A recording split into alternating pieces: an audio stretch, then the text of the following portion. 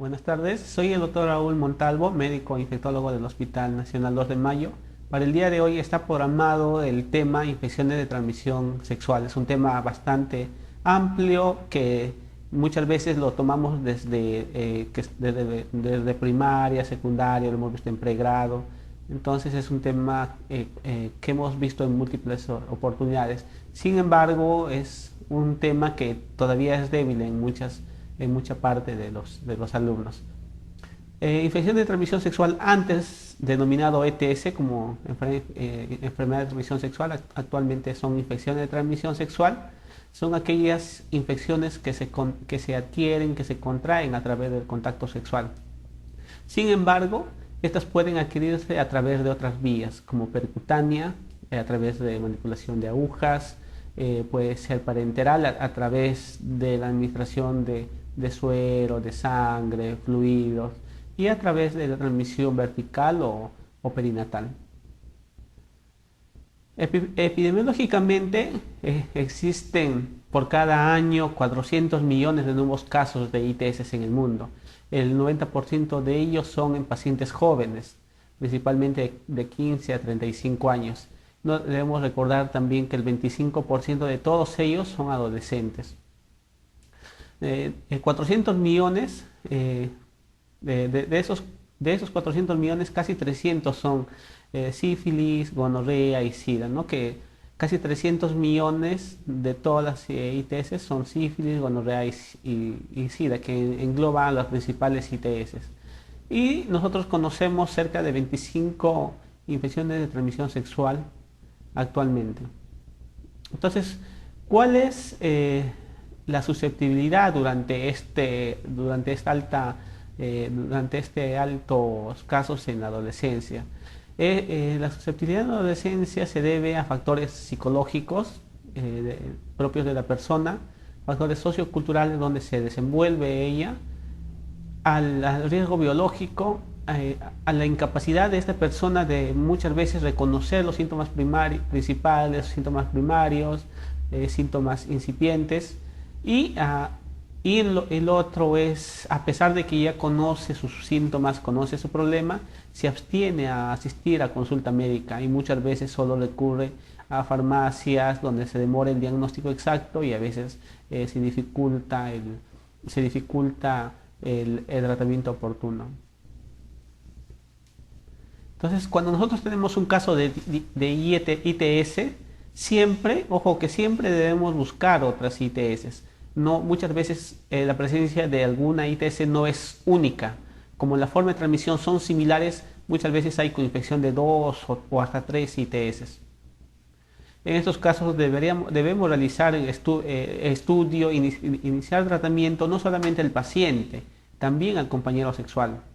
Dentro de las ITS más frecuentes que tenemos en el medio está la gonorrea o gonococia, que es transmitido por la Neisseria gonorrhoeae, un diplococo gram negativo intracelular. La otra más frecuente es la sífilis, producida por la Treponema pallidum, uretritis y otras alteraciones inflamatorias genitales y pelvianas, ¿no? Principalmente producido por las clamidias y los micoplasmas, que son el grupo principal de las uretritis inflamatorias. También a la infección por VIH, al herpes genital, que es por el tipo 2 principalmente, el herpes simple tipo 2, las hepatitis, principalmente la tipo B, la verruga genital, condilomas o cáncer de cervix, todas ellas tienen como agente etiológico común al virus de papiloma humano. Y la trichomona vaginalis como causa de vaginitis. Tenemos otra como las infecciones intestinales también, principalmente en población HCH, pacientes hombres que tienen sexo con hombres.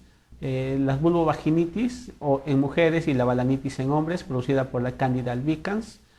Algunos piojos que se conocen como ladillas, estas ladillas en forma común, que es producido por el Pediculis pubis. Y el Sarcoptes scabiei, que es el conocido de la sarna, ¿no? Conocido como agente etiológico de la sarna. Entonces empezamos con Neisseria gonorrea. La gonorrea es la segunda ITS de origen bacteriano más frecuente, más reportada. muchas veces es asintomática en las mujeres, llegando a ser hasta casi un 88%. Entonces, el cuadro clínico, muchas veces estos cuadros clínicos son similares a otros agentes etiológicos como la clamidia, ¿no? Entonces, muchas veces nosotros no sabemos si es Neisseria o si es clamidia. Entonces, como existe la asociación de estos dos casos en más del 50% de las personas, deberíamos dar tratamiento para estos dos agentes etiológicos, para Neisseria gonorrea y para clamidia. Existe una forma diseminada, una forma sistémica, sin embargo esto solo alcanza el 3%, ¿no? Que puede tener compromiso en grandes articulaciones, en compromisos dérmicos. También hemos tenido casos de pacientes con endocarditis, con compromiso valvular, pacientes en los casos de meningitis por Neisseria gonorrea es más raro, es más difícil. Entonces, para que una persona empiece a desarrollar o a infectarse por este diplococo, muchas veces esto es favorecido por el periodo menstrual en las mujeres. Y otro es el compromiso laríngeo, pacientes con faringitis o pacientes gestantes que son un grupo susceptible a este tipo de infecciones. Los síntomas aparecen desde 3 días o hasta 3 semanas después del acto sexual. En gonorrea nosotros vamos a separarlo en varones y en mujeres, porque las manifestaciones son características en cada grupo. En el varón vamos a encontrar una secreción amarillenta, purulenta, de una densidad aumentada a través de la uretra, ¿no? Secreciones amarillentas a través de la uretra debemos sospechar en gonorrea. También puede estar asociado a escozor al orinar, puede estar asociado a dolor en el pene, en el ingle, que son principalmente los cuadros más comunes de gonorrea en el varón, ¿no? La secreción purulenta, amarillento a través de la uretra masculina. En cambio, en mujeres, como habíamos visto que un gran porcentaje es asintomático, hasta un 80%, en ellos cuando hay una infección ya severa, se produce cuadros de enfermedad inflamatoria pélvica, puede producir infecciones a nivel de las trompas, ovarios, puede producir aumento del flujo vaginal, también puede acompañarse con dolor abdominal bajo, dolor a nivel, cuando se hace tacto vaginal, un dolor en fondo, que es los síntomas comunes de enfermedad inflamatoria pélvica, y pueden estar asociados también con escozor al orinar. Entonces, hemos visto pacientes también con conjuntivitis gonocócica, pacientes en niños principalmente. Lo característico que habíamos mencionado, la secreción purulenta en varones a través de la uretra, ¿no? Y lo otro que habíamos mencionado, que la presencia de una ITS te debe hacer sospechar o buscar de otra ITS agregada, como en este caso, ¿no? Que puede estar asociado una ITS a una úlcera genital o en todo caso a una clamidia. El método de diagnóstico de Neisseria gonorrea es tomar muestras de la secreción, hacer las tinciones y evidenciar el diplococo gram negativo intracelular para sospechar en Neisseria gonorrea. Sin embargo, el método definitivo es el cultivo o la hibridación de ácidos nucleicos. Por el alto costo y por la demora en los resultados, muchas veces solo se hacen las tinciones y en algunos casos el cultivo. Deberíamos solicitar o buscar Neisseria gonorrhoeae a pacientes que están sexualmente activas o a gestantes, ¿no? Como recomendaciones internacionales. ¿Y cuál es el tratamiento? El tratamiento, cuando son solo infecciones localizadas como uretritis o enfermedad inflamatoria pélvica, el tratamiento puede ser cefalosporina tercera, principalmente ceftriaxona, 125 miligramos, ya sea intramuscular o endovenoso, en una sola dosis, ¿no? Pero también habíamos mencionado que hay una alta coinfección con clamidia, entonces debemos también agregar tratamiento para clamidia. Como vamos a ver más adelante, puede ser un macrólido, ¿no? Acitromicina, o también puede ser tetraciclinas como toxiciclina, que es una tetraciclina de primera generación. Y cuando ya hay infecciones sistémicas diseminadas con endocarditis, con artritis, infecciones dérmicas, estos pacientes deberían ser hospitalizados y el tratamiento hospitalario es más prolongado hasta 14 días y si en caso se diagnostica una endocarditis por endocarditis gonocócica, el paciente debería recibir tratamiento hasta por 6 semanas, ¿no? La otra ITS más frecuente es la sífilis. La sífilis es una enfermedad bastante antigua, tanto así que en el siglo XV, en algunas literaturas escritas principalmente por Fracastoro, que es un escritor bastante conocido del siglo XV, él empezó, dentro de sus escritos y poemas, empezó a usar bastante a un personaje que se conoce como Sífilos. Este personaje Sífilos era reconocido o tenía una característica de tener varias parejas sexuales. Y esta persona empezó a desarrollar úlceras, después empezó a desarrollar infecciones en en la palma de la mano, planta del pie, y luego ya tuvo manifestaciones de neurosífilis, ¿no? Hizo las tres formas. Y este personaje fue fue el personaje principal de muchos poemas. Entonces, a partir de este personaje Sífilos, apareció el término sífilis, que es una enfermedad altamente contagiosa y que puede diseminarse, puede afectar múltiples órganos, sistemas. La vía de transmisión, la vía de contacto principalmente es por forma sexual y la otra más frecuente es la forma vertical. Y esta tiene etapas que van pasando una por otra e incluso llegar a una sensación de falsa curación. El agente etiológico, como habíamos visto, es el Treponema pallidum. Tiene una alta prevalencia, sobre todo en los últimos 20, 30 años, ¿no?, que han ido aumentando. Y el porcentaje de sífilis congénita, esta prevalencia también ha ido aumentando hasta 38.7 en algunos países con alta endemia. Entonces, la sífilis se caracteriza por la presencia de una úlcera genital. Úlcera puede ser acompañado de adenopatías inguinales. Estas úlceras de base limpia, bordes elevados, no son dolorosas y pueden resolverse en forma espontánea. El estadio secundario ya son son exantemas o lesiones cutáneas. Se pueden acompañar de adenopatía generalizada, principalmente cervical, axilar, además de fiebre, malestar general.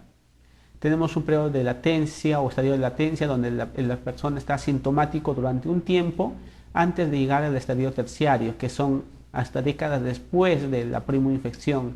Y aquí ya puede haber compromisos severos o graves como compromiso articular, cardiovascular o incluso neurológica. Hasta antes de la aparición del VIH, nosotros sabíamos o teníamos entendido que un paciente con sífilis, después de hasta 12 semanas después del contacto inicial del contacto sexual, empieza a desarrollar la primera etapa, que es la úlcera en genitales. Luego la segunda etapa, que era hasta los 6 meses después, las lesiones en piel, los ganglios, y la tercera etapa, que era más de 3 años. Esto es lo que normalmente conocíamos, pero en pacientes con VIH todo esto ha cambiado. Un paciente con VIH puede puede llegar a una etapa terciaria o tercera etapa sin antes haber pasado por la segunda o por la primera. Un paciente con VIH puede debutar con una neuroluesis sin antes haber tenido compromisos cutáneos característicos de la segunda etapa principalmente. Entonces, pero nosotros deberíamos también conocer que en general, si una persona tiene una buena respuesta inmune celular principalmente, entonces va a tener que pasar por estas etapas, ¿no? Esto cambió con el VIH, pero en general el paciente con la primera etapa o sífilis primaria, que aparece después de la primera semana del contacto sexual, aparecen lesiones ulcerosas, como les había manifestado, con base limpia, borde elevado, indoloras, que principalmente aparecen en la región genital, pero cuando ya hay una forma de transmisión ano-boca o boca-vagina, entonces también pueden aparecer lesiones tipo ulcerosas en la boca, en la lengua principalmente, ¿no? Y cuando son lesiones, cuando la forma de transmisión es ano, pene, ano, entonces pueden aparecer lesiones tipo ulcerosas en la región perineal, en el ano, que se conoce como chancro, ¿no? Chancro indoloro, que es la lesión primaria de la sífilis. En la forma secundaria o en la segunda etapa, que son hasta 6 meses después del contacto sexual, acá vamos a encontrar lesiones principalmente en la palma de las manos, lesiones en la planta de los pies, sin afectar a otra parte del cuerpo principalmente. Estas lesiones son maculopapulares, algunas son sobrelevadas, algunas dejan lesiones tipo placas y son poco pruriginosas, son indoloras. Pueden acompañarse con adenopatías inguinales, adenopatías axilares o cervicales, asociados a malestar general, en algunos casos fiebre, ¿no? Que es una de las formas más frecuentes en pacientes con VIH, ¿no? Cuando vienen con sífilis secundaria. Y la tercera etapa, que son ya la presencia o el compromiso sistémico, principalmente a grandes órganos, a principales vísceras, donde pueden haber casos de endocarditis por sífilis, puede haber casos de neurosífilis, artritis generalizada, arderitis asifilítica o incluso infiltración de médula ósea, ¿no? Que es una etapa ya más severa que se da después de 3 semanas. Entonces acá tenemos los principales casos de sífilis terciaria. Es una paciente con aortitis sifilítica, donde vemos el gran crecimiento de la aorta, principalmente aorta ascendente, transversal o descendente, y muchos de estos pacientes empiezan a desarrollar aneurismas. Estos aneurismas empiezan, en muchos de los casos, empiezan a complicarse y producen sangrados, el paciente fallece por shock hipovolémico, ¿no? Por aneurismas disecantes, principalmente de aorta. Estos casos son bien importantes porque nosotros, cuando tenemos un paciente con sífilis de mucho tiempo, un paciente inmunocompetente, tenemos ya un sífilis confirmada, deberíamos tomar una radiografía de tórax para descartar aortitis sifilítica, porque si a un paciente que tiene aortitis sifilítica ustedes le inician tratamiento el convencional, que es penicilina benzatínica 2.4 millones por semana, estos pacientes pueden desarrollar un cierre o una arteritis inflamatoria de las coronarias y el paciente puede fallecer por infarto de miocardio. Entonces estos pacientes necesitan deberían ser hospitalizados y necesitarían recibir tratamientos igual que en neurosífilis o en neurolues, que es la penicilina G sódica, hasta 24 millones por día. Además, se tienen que agregar corticoides para disminuir la respuesta inflamatoria local y evitar el infarto de miocardio. Hemos tenido casos actualmente, hace 2 semanas, hemos tenido una última paciente hospitalizada con esta patología, y lo peor es que es alérgica a la penicilina. Entonces, en estos casos, nosotros agregamos dicloxacilina 100 miligramos cada 12 horas hasta por 4 semanas. La otra forma de sífilis terciaria es la neurolues o neurosífilis, que es una patología bastante difícil de entender, porque antiguamente lo clasificábamos en neurosífilis asintomática o latente, neurosífilis meningia, que se dividía en meningovascular o goma, que ya sea en forma precoz o tardía. Luego teníamos la neurosífilis vascular, la parética, la neurosífilis tabética, la ocular, la meningoencefalitis sifílica, pero en general la neurosífilis debe ser descartada en todo paciente que tiene un RPR o un VDRL sérico más de 1/32 diluciones. El paciente tiene más de 1/32 diluciones, es candidato para punción lumbar. Y en la punción lumbar, ¿qué debemos encontrar? Como es una bacteria, hay pleocitosis, ¿no? Hay pleocitosis. Y como es una infección crónica, porque es terciaria, es una pleocitosis mononuclear principalmente. Como es una pleocitosis mononuclear, vamos a encontrar también proteinorraquia, ¿no? Que es las 3 características más importantes de la neurosífilis: pleocitosis mononuclear, proteinorraquia y La pleocitosis, el predominio mononuclear y la proteinuria. Son los tres signos importantes. No debemos olvidar que también uno de los métodos o el estándar para neurolues es solicitar el BDRL en el líquido cefalorraquídeo. Pero sin embargo, si este BDRL es negativo y tenemos un nivel de 1/32 de diluciones sérico de RPR y tenemos una pleocitosis mononuclear, entonces deberíamos iniciar tratamiento. Ya, el diagnóstico de la sífilis. Existe un problema en esta parte porque muchos se confunden en cuál es una prueba treponémica, otra prueba no treponémica. En general, las pruebas no treponémicas, o sea, las no específicas, es el BDRL, el RPR. Sin embargo, estas pruebas nos ayudan para hacer un screening general o un tamizaje. Todo paciente con BDRL o RPR positivo deberíamos solicitar una prueba confirmatoria que es la prueba treponémica.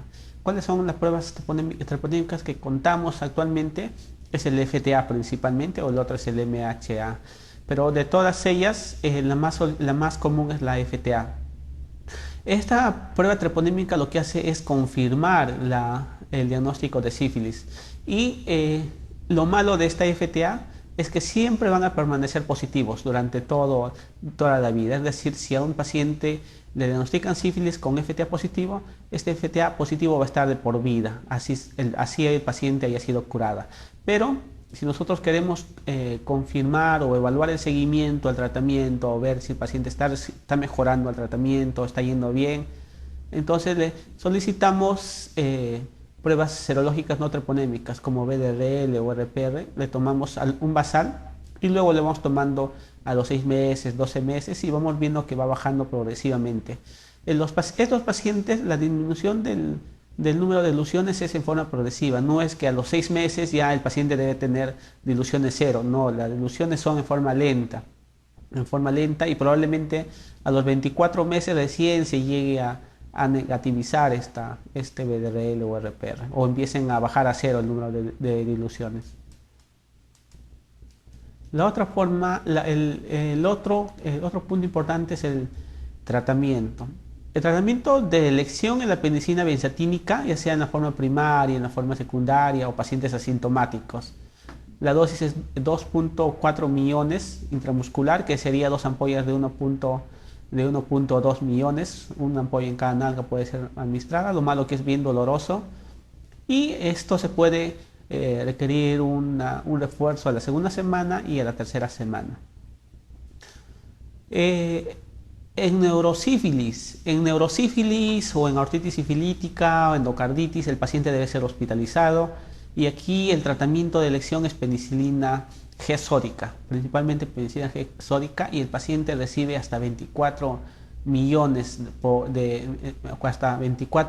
de unidades por día de penicilina G sódica, es decir, 4 millones cada 4 horas.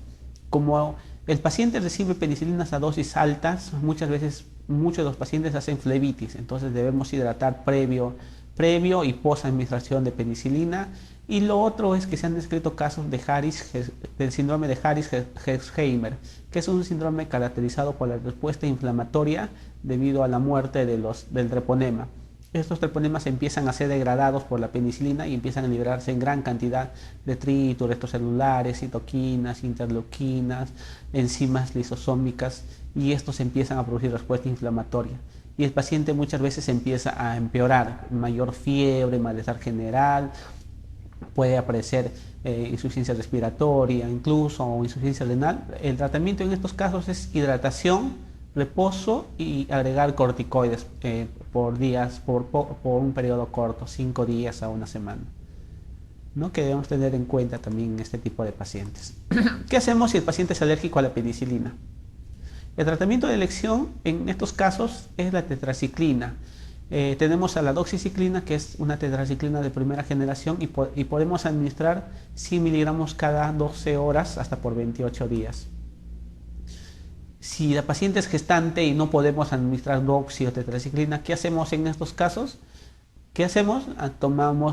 Hacemos la sensibilización de penicilina, es decir, a la penicilina, buscamos penicilina por vía oral en jarabe y lo vamos diluyendo 10 centímetros de jarabe De los 10 centímetros cada vez cogemos uno y esto lo dividimos en 9 centímetros de suero fisiológico.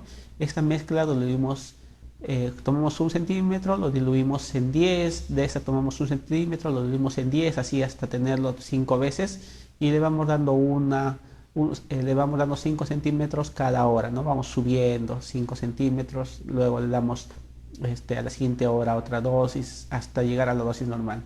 Pero en estos casos debemos tener corticoides a la mano, dexametasona o hidrocortisona de preferencia. Debemos tener listo un oxígeno en caso de que el paciente desarrolle shock anafiláctico, también adrenalina o atropina. O esto incluso lo hacemos en traumación para evitar o para prevenir probables respuestas alérgicas. Entonces es recomendable desensibilizar. Y si nosotros administramos penicilina a un paciente y los títulos han permanecido altos, son títulos que no han bajado después del año de tratamiento, entonces lo que tenemos que hacer es punción lumbar y probablemente el paciente esté desarrollando una sífilis terciaria y la penicilina benzatínica en estos casos no va a tener ningún efecto. La otra forma es la sífilis congénita o la sífilis neonatal. En la sífilis neonatal la habíamos visto ya los dientes de Hutchinson en las diapositivas anteriores. Los niños muchas veces requieren una punción lumbar para descartar neurosífilis. Si en caso el niño tiene pruebas no troponémicas elevadas, amerita hacer una punción lumbar. Y también en la punción lumbar tenemos que encontrar pleocitosis mononuclear con proteinorraquia en los bebés y solicitar BDRL en líquido, ¿no? Si esto es positivo, entonces iniciar tratamiento. Si esto es negativo, solicitar radiografía de huesos largos, porque en estos huesos largos, en la sífilis congénita, encontramos imágenes osteolíticas, sacabocados en algunos casos, y esto también nos hace pensar en sífilis terciaria, ¿no? Y en estos casos, en los niños, deberíamos iniciar también penicilina G-sódica, y si todo es negativo y la gestante no ha recibido tratamiento para sífilis, entonces, y el niño no tiene síntomas o signos de sífilis congénita, entonces lo único que hacemos es administrar penicilina benzatínica en una sola dosis al niño, ¿no? Y evaluaciones posteriores mensuales. La otra ITS común son las clamidias, la clamidia trachomatis.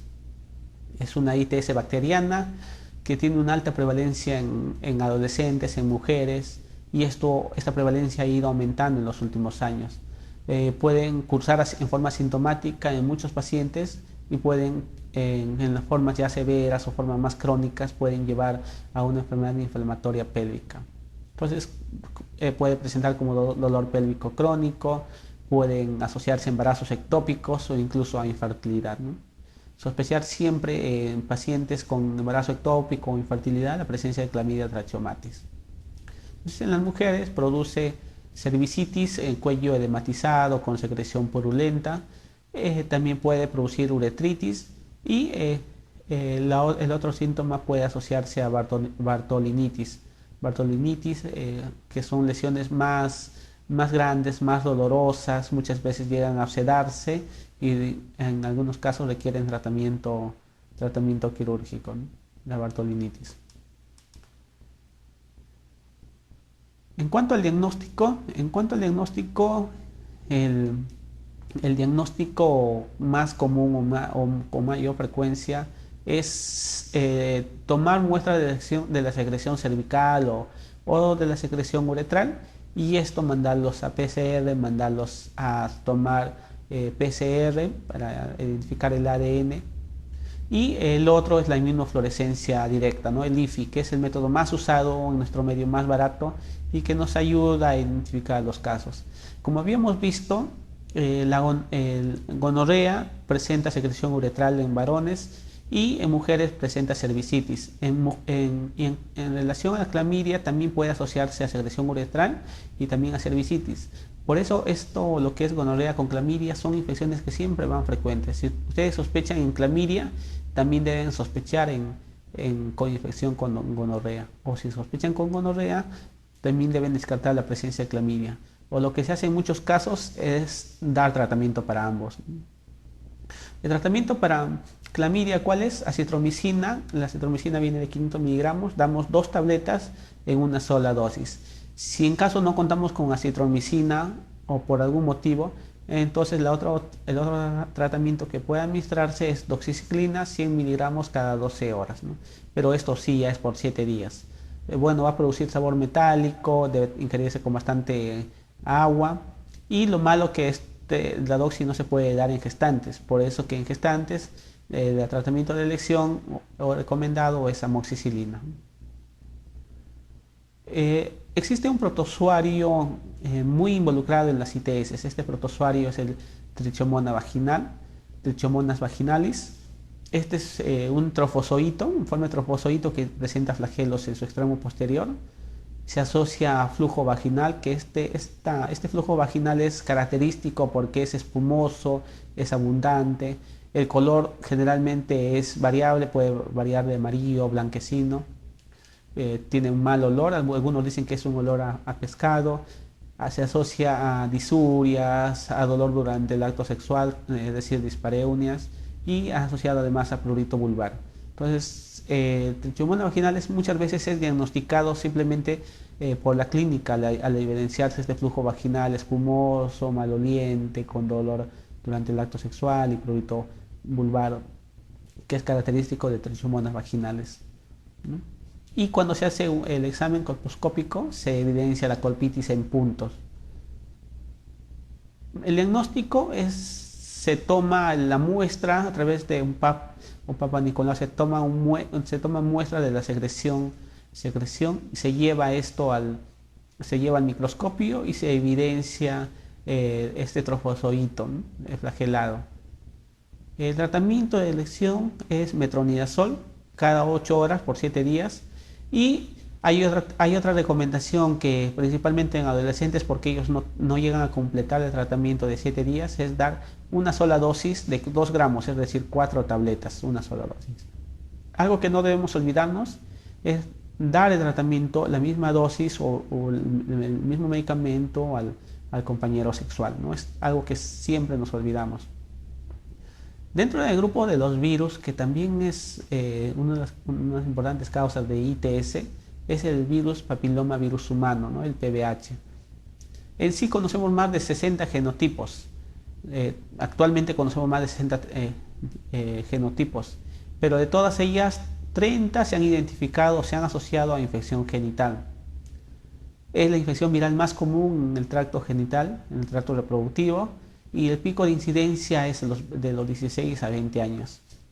Y el grupo de adolescentes se ha encontrado una prevalencia que llega hasta el 50%, como en las ITS anteriores. Entonces, el virus papiloma humano produce, la forma más frecuente son las verrugas víricas, que son aquellas elevaciones en forma de coliflor que pueden afectar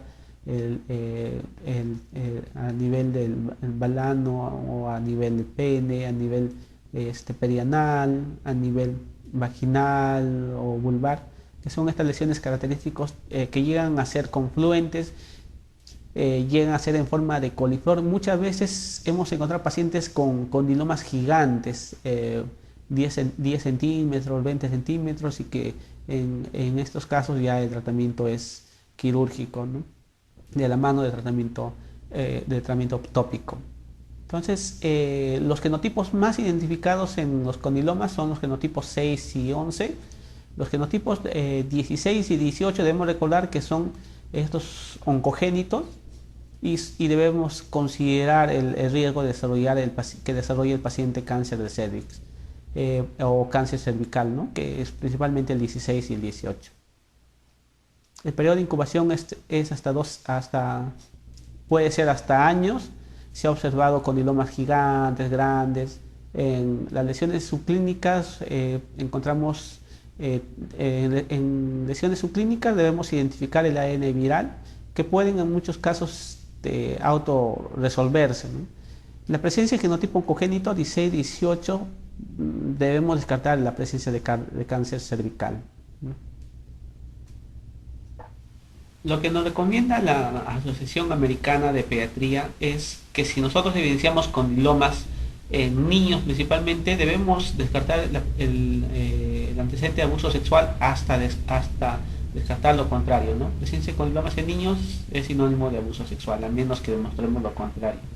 Y una de las complicaciones más graves o más severas del virus papiloma humano, los condilomas, es la presencia de papilomatosis laringea, ¿no? Que pueden producir hasta incluso edema laringio, insuficiencia respiratoria, muertes súbitas, que son, sin embargo, casos más raros, de 4 de cada 100.000 casos. El diagnóstico de virus papiloma humano es principalmente el método de elección es la citología cérvico-vaginal. Principalmente esto nos sirve como tamizaje y evidenciamos las citologías anormales en adolescentes. Sin embargo, esto nos puede dar falsos negativos. En la prueba de ADN obtenido mediante PCR es una prueba bastante sensible, bastante específica. Sin embargo, el costo elevado hace que sea una prueba de uso no tan común. La colposcopía debe realizarse para identificar otras causas, otras infecciones agregadas, y también para identificar los cambios citológicos significado indeterminado, ¿no? ¿Por qué es importante los cambios citológicos? Porque habíamos visto que los serotipos 16, 16, 18 son los que se asocian con cáncer cervical. Entonces, al identificar los cambios citológicos, nosotros podemos prevenir o diagnosticar en forma temprana la presencia de cáncer cervical. El diagnóstico es la presencia de lesiones visibles, característicos como hemos mencionado, y la terapia es terapia local, ablativa, con agentes químicos. Puede incluso utilizarse métodos físicos como extracciones quirúrgicas. Sin embargo, tiene una alta recurrencia, de 50 hasta 70% de las recurrencias. Idealmente, cuando evidenciamos estas lesiones, deberemos hacer una tipificación viral y determinar el serotipo, ¿no? Y con el fin de evitar o anticiparnos a las mutaciones y estas produzcan cáncer cervical. No olvidarnos el seguimiento citológico a las pacientes. Felizmente ya tenemos Gardasil, que es una vacuna para VPH, virus papiloma humano, que son derivados proteicos del antígeno L1 de la cápside viral del VPH, y principalmente va contra los serotipos más peligrosos, más cancerígenos, más oncogénitos, que son el 6, 11, 16 y 18. Y su eficacia para prevenir el SEA cervical llega hasta 70%. Idealmente deberían vacunarse a las mujeres antes de que inicien la conducta sexual o inicien la actividad sexual.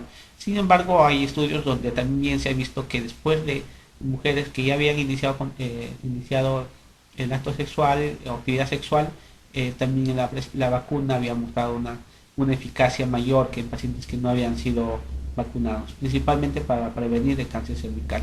Pero lo que se recomienda actualmente es vacunar de 9 a 26 años. Otro de los virus que afectan o que forma parte de la infección de transmisión sexual de las ITS son el grupo de los virus, principalmente el serotipo virus herpes simple tipo 2.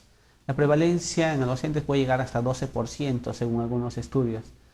Pero debemos recordar que la infección inicial es característica, es típica, se produce con evidencia de vesículas. Estas vesículas confluyen, confluyentes pueden llegar a ulcerarse, siendo una importante causa de las úlceras genitales, pero pueden asociarse a disurias, a adenopatías, a síntomas generales como malestar.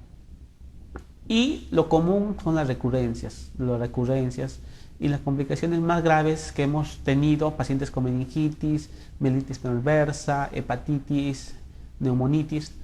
Aunque estas complicaciones graves son infrecuentes, debemos tener presente que una causa de mielitis transversa, meningoencefalitis, es la presencia de virus herpes 2, principalmente en pacientes inmunosuprimidos.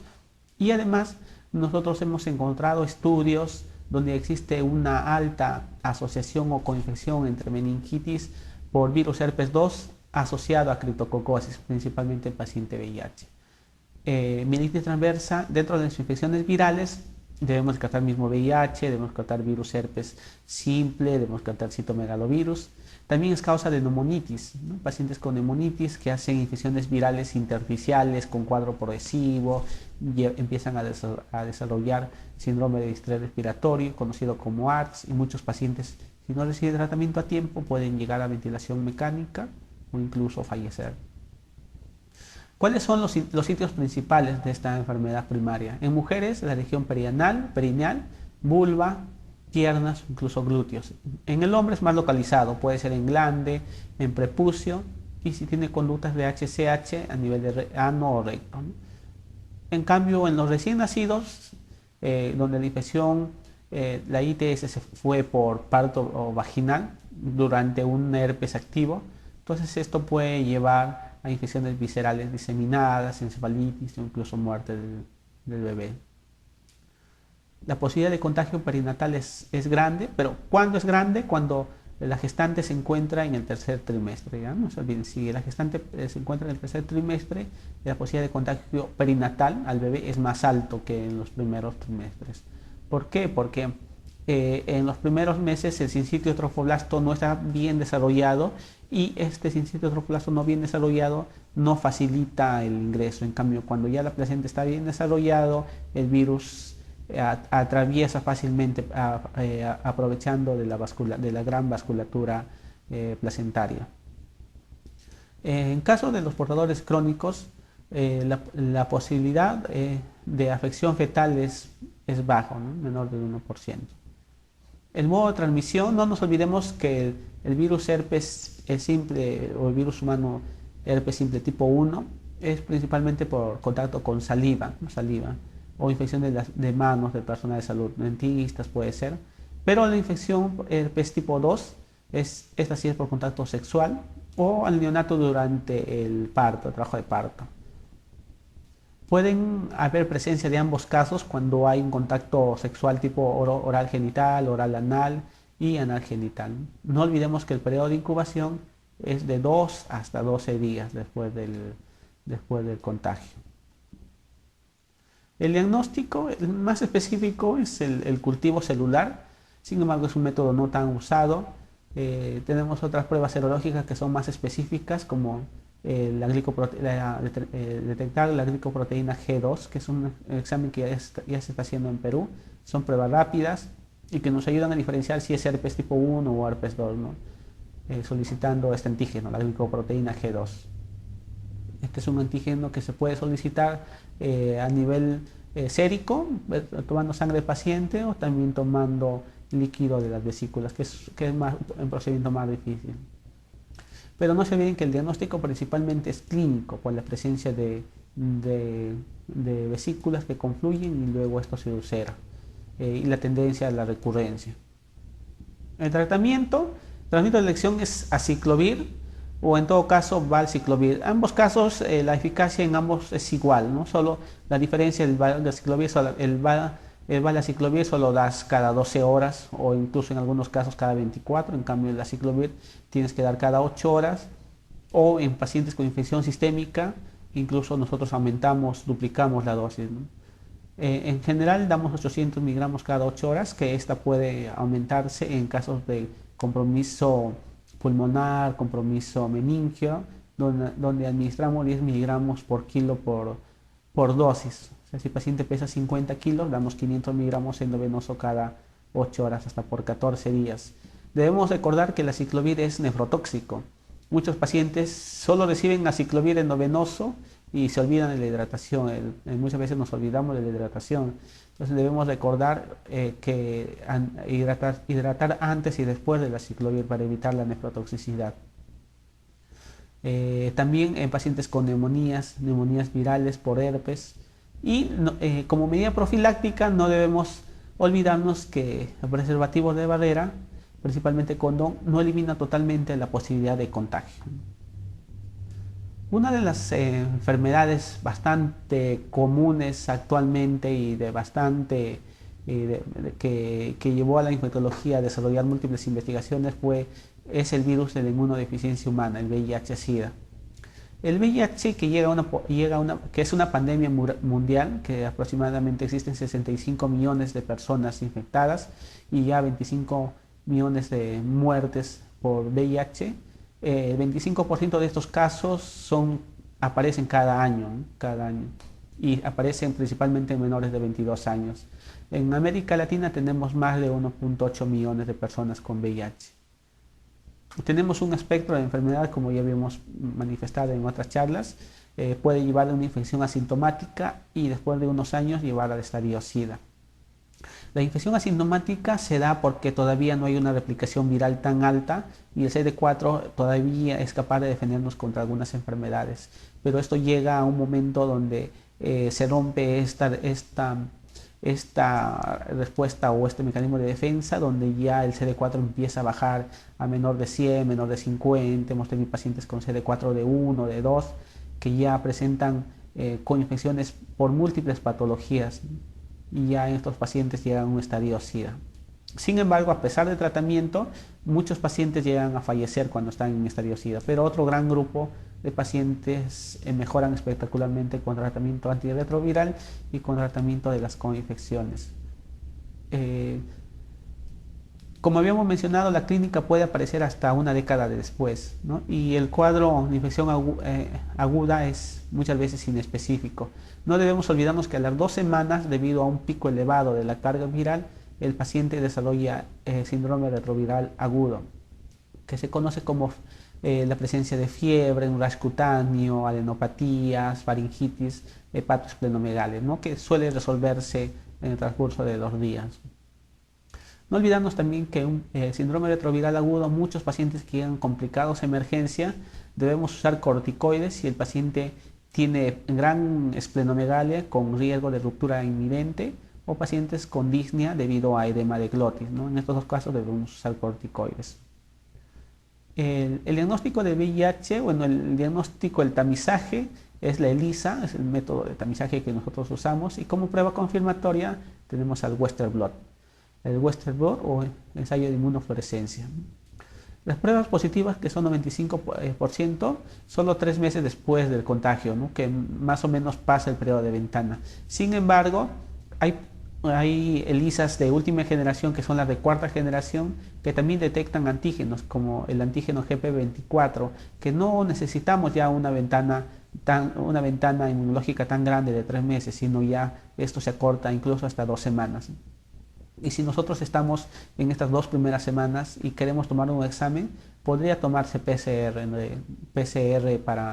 para el virus VIH. Existen otras pruebas como el ELISA desafinado, que pueden ser tomados, pero no tienen tanta sensibilidad como el antígeno P24, que es la ELISA de 4ª generación. Como regla general, a toda embarazada se solicita una prueba de ELISA.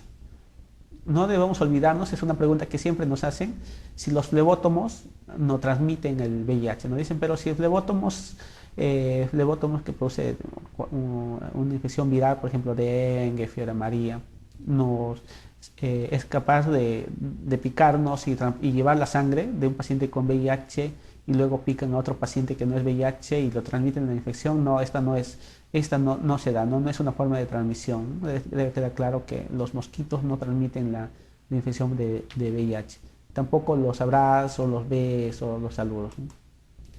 Y uno de los métodos más importantes que nos ayudan a prevenir es el método de barrera o los preservativos, ¿no? Aunque su sensibilidad, aunque su eficacia no es al 100%, porque se han reportado casos donde ha habido transmisión o contagio a pesar del uso de condón, pero es uno de los métodos más eficaces que tenemos actualmente. No debemos olvidarnos de la prevención primaria, es decir, evitar que aparezcan estos, que es la prevención primaria, evitar que aparezcan casos de VIH, haciendo educación sexual a las escuelas, a los hogares. Y ya la prevención secundaria es cuando ya tenemos los casos, pero estos casos deben ser diagnosticados en forma temprana, en forma oportuna, eficaz. Debe haber un alto grado de confidencialidad y debe haber accesibilidad principalmente a estos servicios, ¿no? Para favorecer o apoyar la prevención secundaria. Otra ITS bastante estudiada es el chancroide. Chancroide, que también es una infección bacteriana, se caracteriza por la presencia de úlceras, pero con bases ya no tan limpias, bordes no tan elevados, que en las mujeres en muchos casos puede ser asintomática y puede estar asociado en alto porcentaje a los pacientes con VIH. ¿Quién produce el chancroide? El agente infeccioso es el Haemophilus ducreyi, que es el bacilo, es un bacilo intracelular, ¿no? El Haemophilus ducreyi. La forma de transmisión también es por sexual, transmisión sexual directo. El paciente empieza a desarrollar secreciones a nivel de la úlcera o secreciones secreciones purulentas y estas empiezan a tener un periodo de incubación para que desarrollen estas úlceras de 3 a 5 días aproximadamente. Otro IETS es el granuloma inguinal. El granuloma inguinal es una enfermedad bacteriana pero más crónica, más larvada por su periodo de reproducción más lenta. Tiene también baja transmisibilidad porque predomina principalmente la región inguinal. Son lesiones indoloras, granulomatosas, muchas veces de color rojo carne. Suelen afectar en superficies inguinales, en zonas húmedas principalmente. Y el agente infeccioso es Calamintobacterium granulomatosis, ¿no? Que es un bacilo gram negativo. Anteriormente lo llamaban Donovania granulomatosis.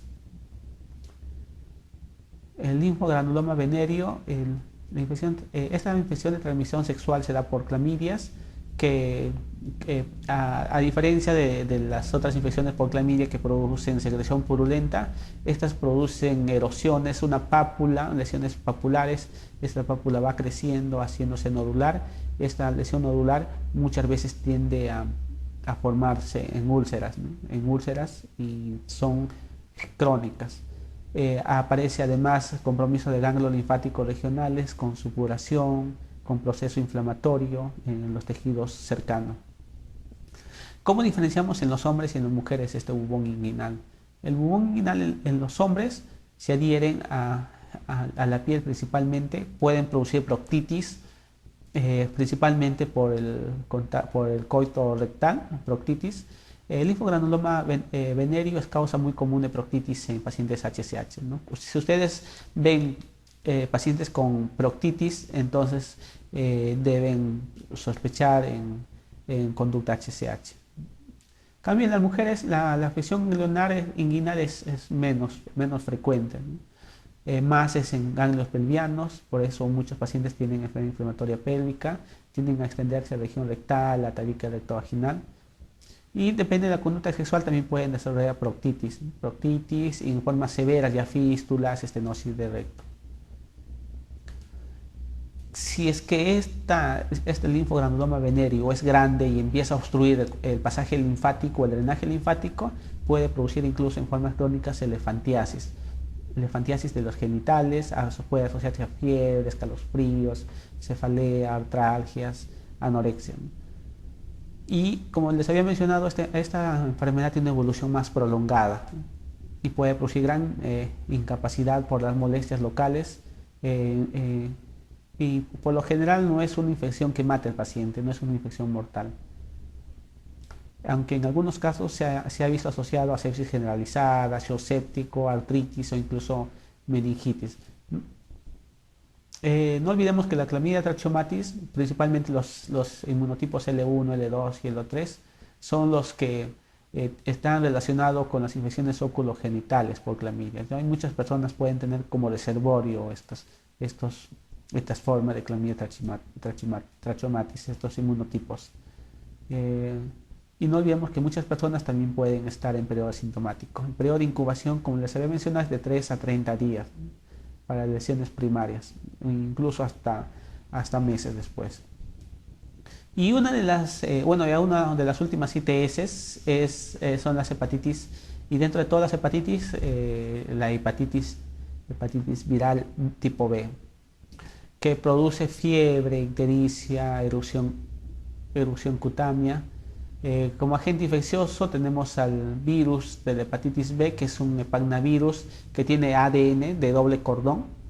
No olvidemos que este virus de la hepatitis B tiene antígeno de superficie en la parte externa, antígeno de superficie, tiene una envoltura interna o cápside interna nuclear, tiene el ADN polimerasa, el ADN y la envoltura externa. ¿Por qué es importante conocer estas partes del virus? Porque en base a esto nosotros podemos hacer un diagnóstico más exacto y ver en qué estadio se encuentra el paciente, ¿no? El modo de transmisión también por forma sexual, puede ser por transmisión por transfusiones de sangre, y la transmisión vertical la transmisión vertical a nivel durante el trabajo de parto.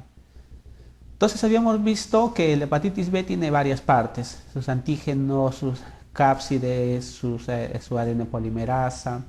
Entonces nosotros, cuando nos vacunamos, ¿la vacuna de qué está compuesta? De antígeno de superficie. Entonces, como la vacuna está compuesta de antígeno de superficie, nosotros vamos a desarrollar anticuerpos contra el antígeno de superficie. Anticuerpos contra el antígeno de superficie. Pero el antígeno de superficie debe ser negativo en nosotros, ¿no? Entonces, una persona vacunada tiene anticuerpos contra antígeno de superficie positivo, pero tiene antígeno de superficie negativo. Este anticuerpo contra el antígeno de superficie debe ser mayor de 10 para decirnos a nosotros que estamos bien inmunizados y no requerimos otra dosis adicional. Pero si en caso el personal de salud principalmente tiene un anticuerpo menor de 10, entonces requiere una dosis adicional. En las infecciones agudas vamos a encontrar, o incluso en las crónicas, vamos a encontrar elevados títulos de antígeno de superficie. Lo que diferencia la aguda de la crónica es si el antígeno de superficie es más de 6 semanas, es una infección crónica. Ya es la definición. Si el antígeno de superficie es más de 6 semanas, es infección crónica. Y lo que debemos hacer en estos casos es buscar los criterios para iniciar tratamiento o no. ¿Ya? Pero en general debemos siempre como método de tamizaje solicitar antígeno de superficie. El antígeno de superficie que en algunos casos puede disminuir o desaparecer a las 4 o 6 semanas. Existen otros elementos que permanecen de por vida, como el anticuerpo contra el antígeno de superficie. Si evidenciamos la presencia de antígeno E, la evidencia de antígeno E sí nos indica que hay una replicación viral actualmente, una alta replicación viral, y el paciente está con una infección aguda.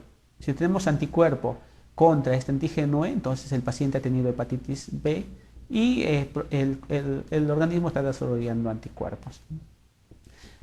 ¿Cómo es el tratamiento? El tratamiento para hepatitis B hay criterios. Una es realizar biopsia hepática, la presencia de fibrosis hepática es un criterio ya para iniciar, o indicios de fibrosis hepática es un criterio para iniciar tratamiento. El otro es tratamiento de la presencia de carga viral elevada. Depende de si es unidades, es más de 10 a la 5, entonces también es otro criterio. Y el tercer criterio es la presencia de transaminasas elevadas, más de 3 veces lo normal. Entonces, en estos casos, el paciente, simplemente cumpliendo 2 criterios, el paciente debe iniciar tratamiento. Solicitamos transaminasas y solicitamos PCR viral. Si están elevadas, ya debe iniciar tratamiento. ¿Cuáles son los tratamientos que actualmente tenemos? El interferón alfa, que apareció en 1990, es un medicamento demasiado tóxico, por eso que ahora aparecieron el nuevo interferón alfa pegilado, que es el mismo interferón, pero ya con una molécula lipídica que ha disminuido la toxicidad, la nefrotoxicidad principalmente. El medicamento más usado en pacientes con hepatitis B es la amiburina, que se descubrió en 1998. Luego ya apareció adefovir, luego apareció entecavir, tenofovir. Entonces actualmente estamos administrando la amiburina más tenofovir o interferón pegilado. En pacientes con VIH nosotros administramos tenofovir más la amiburina y agregamos un inhibidor de proteasa generalmente, o un inhibidor no nucleósido, ¿no? Estos dos antivirales principalmente para el hepatitis B, que también cubren o que inhiben la replicación del VIH, que tiene doble efecto. ¿Y cuál es la forma de administración del interferón alfa pegilado? Damos dosis semanales, La lamivudina sí viene de 100 miligramos, damos 100 miligramos una vez al día. El otro medicamento es tenofovir, damos 300 miligramos por día, ¿no? Entonces yo creo que con este resumen de ITS hemos resuelto algunas dudas y más bien estamos muy agradecidos con ustedes por haber tomado atención y no haberse quedado dormidos, ¿no? Gracias.